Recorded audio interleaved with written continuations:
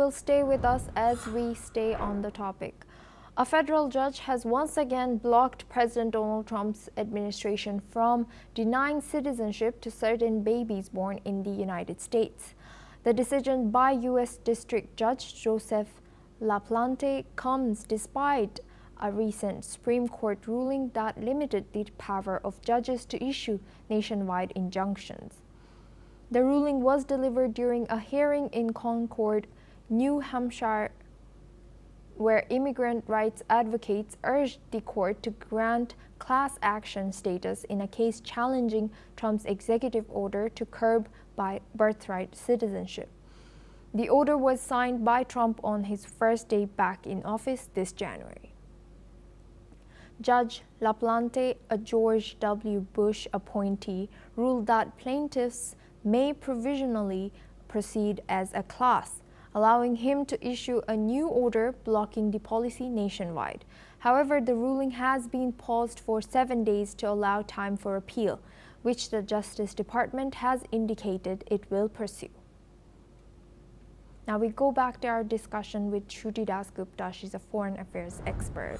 Thank you, Shruti, for staying with us. How might this case shape the broader national debate on immigration and the 14th Amendment as Trump pushes to redefine citizenship laws during his second term now?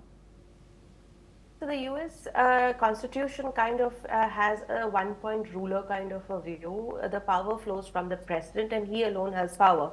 But there are a few safeguards placed, and unfortunately Trump 2.0 is jumping over all those safeguards. There has been no debate on it. There has been no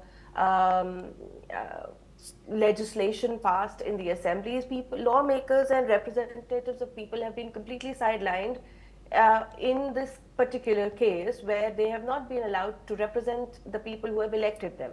I do assume that a large part of those people are MAGA, and so they will be voting exactly how the Trump administration is projecting this particular bill.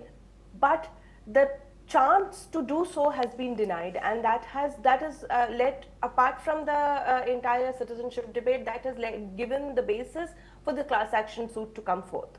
So my way or the highway works in business, it doesn't work in politics, and this is something that Trump is learning very, very hard. He did not learn it in his first term, and he's not learning it in his second either, but he shall learn it very soon, because every time his decision comes forth and is questioned by the judges, no matter who they are appointed by, it turns into a giant debate nationwide, where he ends up looking more like a dictator and lesser than like an elected politician.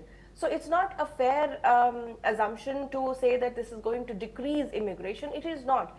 Yes, there is a large part of immigrants that used to sneak across the border to give birth to children in America and seek citizenship for their children, and from there try and pull themselves back into the American economy. That is a concern. But the percentage of that compared to the illegal immigration due to open borders of the Biden era politics is much, much lesser. So the impact of this on the over-immigration problem that is now the American problem is going to be much lesser than what they actually believe. This is going to impact a lot of people who are living in America with the hopes that, they're green card holders and others who hope that their children will be naturalized and who have H-1B visas and have dedicated their entire lives working for the US and its interests.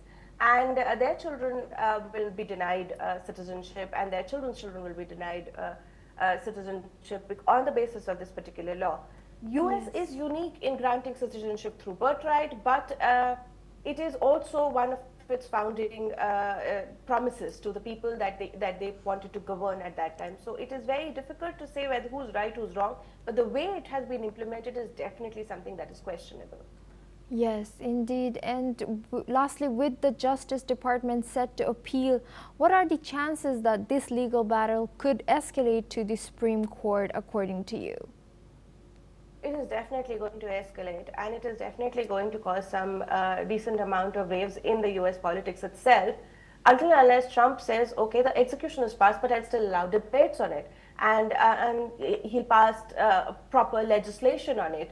Until unless he goes back on those things, while the executive order exists, the judges will kind of push back, and there's a large lobby that is pro-immigration, that is going to push against this particular executive order of Trump, and we are going to see a similar situation going to arise in months again and again on all the orders that Trump is going to pass via executive order.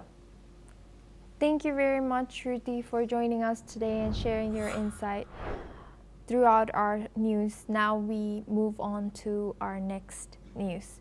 South Korea, Japan,